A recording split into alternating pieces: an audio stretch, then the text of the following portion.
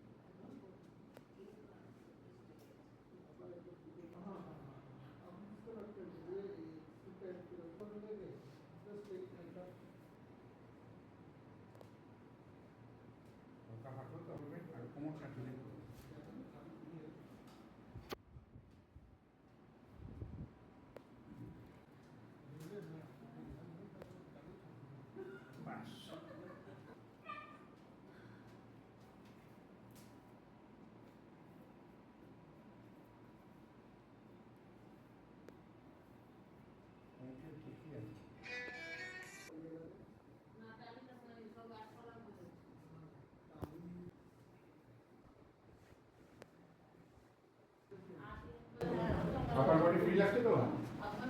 কাজ ফাঁকগুলো ফ্রি লাগছে তো?